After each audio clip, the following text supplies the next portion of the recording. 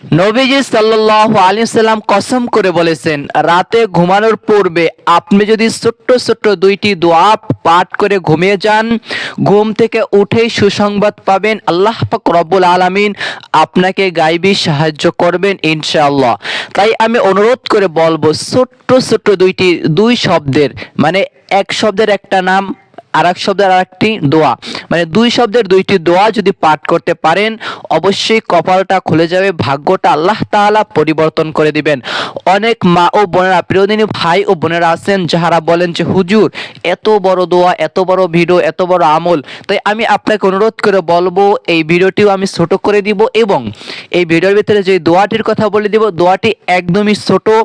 আপনি চাইলে রাতে ঘুমানোর পূর্বে যেই নিয়মে বলে দিব, এই নিয়মে আমলটি করলেই হয়ে যাবে ইনশাআল্লাহ।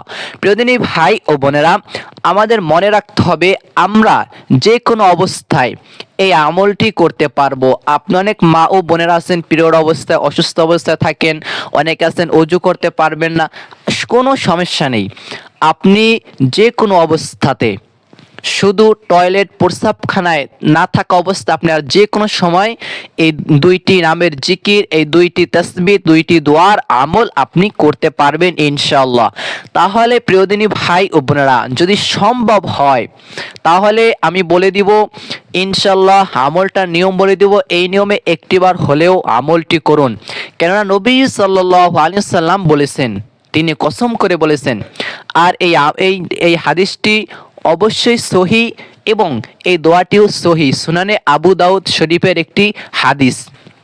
তাহলে আপনার কাছে যদি সম্ভব হয়, হযরত আবু হুরায়রা রাদিয়াল্লাহু তাআলা আনহু থেকে বর্ণিত, আমরা এই যে সারাদিন চলাফেরা করি, সারাদিন ঘোরাফেরা করি, আমরা তো এটা অনেকেই জানি না যে কোন সময়টাতে দোয়া করলে বেশি গ্রহণযোগ্য হয়।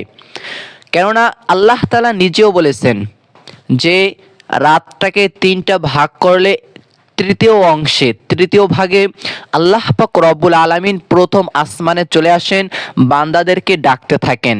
তাই আমি অনুরোধ করে বলবো, অবশ্যই ভিডিওটি দেখতে থাকুন। আল্লাহ পাক রব্বুল আলামিন প্রতি রাতটাকে আপনি তিনটা ভাগ করবেন, ধরেন 12 ঘন্টা হইলে 3 × 4 = 12, তৃতীয় অংশে, একদম শেষ অংশে, যেমন 3টার পর থেকে একদম আজানের আগ পর্যন্ত বা আজানের 10-15 মিনিট আগ পর্যন্ত, এই সময়টা আপনি যদি সম্ভব হয় এই সময়টাতেও আমলটা করতে পারেন। কারণ এই সময় আল্লাহ তাআলা রহমতের দরজা খোলা থাকে। আর এই সময় যদি দোয়া করে, সেই দোয়া সঙ্গে সঙ্গে আল্লাহ তাআলা কুদরতিভাবে কবুল করেন, সুবহানাল্লাহ। এবং আল্লাহ পাক রব্বুল আলামিন তিনি নিজে ডাকতে থাকেন, হে বান্দারা, তোমাদের কাদের টাকা পয়সার প্রয়োজন, ঋণ পরিশোধ করতে পারতেছো না, তোমরা আমার কাছে চাও। তোমাদের কাদের সন্তান প্রয়োজন, তোমরা আমার কাছে চাও। তোমাদের কাদের মেধা শক্তি কম, তোমরা আমার কাছে মেধা শক্তি চাও। তোমাদের কোন কোন কি সমস্যা আছে, তোমরা আমার কাছে চাও। আল্লাহ তাআলা এইভাবে করে বান্দাদেরকে ডাকতে থাকেন, সুবহানাল্লাহ। তাহলে আপনি চাইলে যদি পারেন, সর্বোত্তম সময় হচ্ছে এই রাতের তৃতীয় অংশে, অথবা এই সময়টাতে আপনি যদি হজাক হয়ে যান, কিনা ঘুম ভেঙে গেল অথবা অ্যালার্ম দিয়ে রাখলেন, তারপরে এই নিয়মে আপনি অজু না করলেন, কোনো সমস্যা নেই, এই নিয়মে আপনি আমলটা করে আবার ঘুমিয়ে যেতে পারেন, কোনো সমস্যা নেই। তবে তবে আপনি যদি সম্ভব হয়, তাহলে আপনি কোন সময় আমলটি করবেন আমি বলে দিচ্ছি। আমলটি যদি সম্ভব হয় তাহলে এই যে রাতের তৃতীয় অংশে আমলটি করবেন, আর যদি সম্ভব না হয় তাহলে প্রথম অংশে আপনি আমলটি করবেন ইনশাআল্লাহ। তাহলে প্রিয়দিনী ভাই ও বোনেরা, আল্লাহ তাআলা বলেছেন, ওয়ালিল্লাহিল আসমাউল হুসনা ফাদউহু বিহা। আল্লাহ তাআলার এই যে আল্লাহ নামটি, এটা হচ্ছে আল্লাহ তাআলার জাতীয় নাম। এই নামটির বাহিরেও আল্লাহ তাআলার আরও 99টি নাম আছে। আমরা যেই নিয়মে আমলটি করব, যেহেতু আল্লাহ তাআলা নিজেই বলেছেন আমার যে সিফাতি নাম আছে 99টি নাম, অনেক আল্লাহর ওলিরাও বলেছেন যে মানুষও 99টি বিপদের ভিতরে বেশি পড়ে।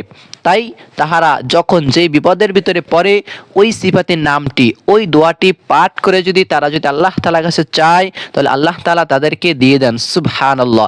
তিনি অনেক বিপদগ্রস্ত আল্লাহ তাআলার কাছে চাইলে আল্লাহ তাআলা বিপদ দূর করে দিবেন। তার সংসারে পরিবারে শান্তি নাই, তিনি যদি একটি সিফাতি নাম পাঠ করে আসসালামু, তাহলে আল্লাহ তাআলা তার সকল জায়গায় শান্তি দান করবে।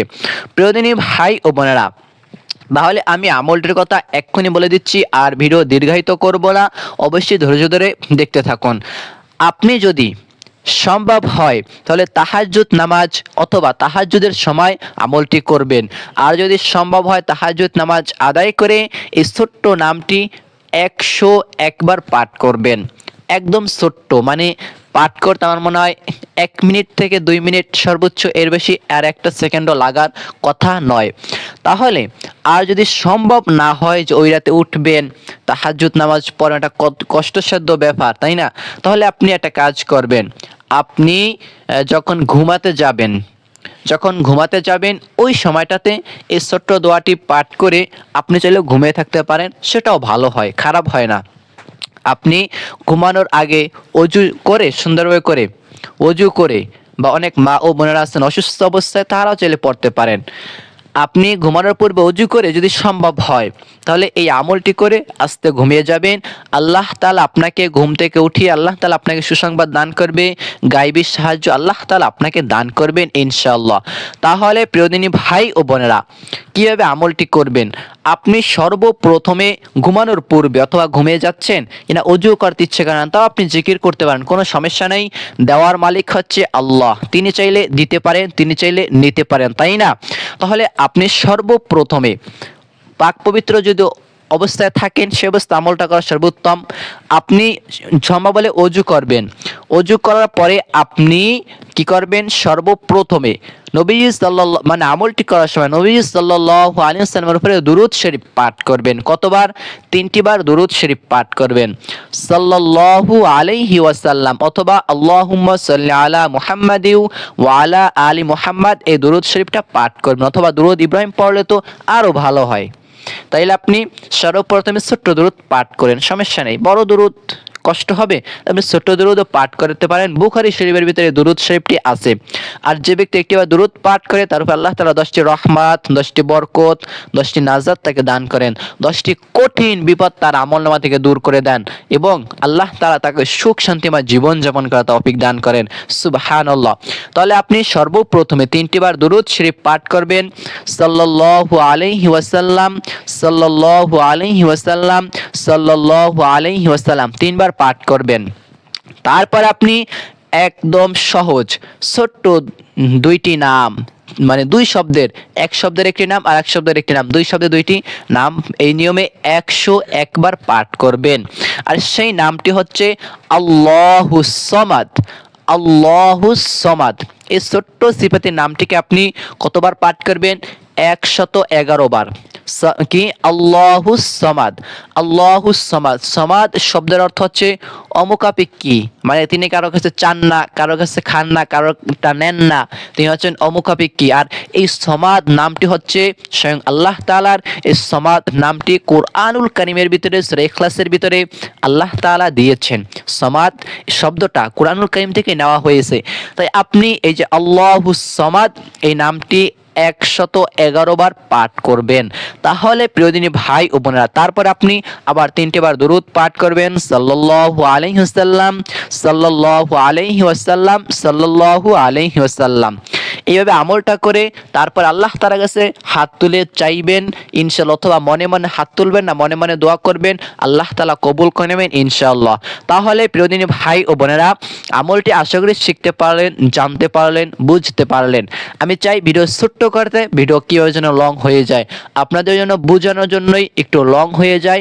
সবাই মাফ করবেন এবং ক্ষমা দৃষ্টিতে দেখবেন। ভালো থাকুন এবং এই নিয়মে আমলটি করুন ইনশাআল্লাহ। নবীজি যত কসম করে বলেছেন। আর রাতে ঘুমানোর পূর্বে যদি 2টি নাম পড়ে ঘুমিয়ে যান, সুসংবাদ আল্লাহ তাআলা সকালে ঘুম থেকে উঠে সুসংবাদ দান করবে, গায়বী সাহায্য দান করবে। ভালো থাকুন। আপনাদের জন্য আল্লাহ তাআলার কাছে সুস্বাস্থ্য এবং ভালো কামনা করে আমি এই জায়গায় বিদায় নিচ্ছি। আসসালামু আলাইকুম ওয়া রাহমাতুল্লাহ।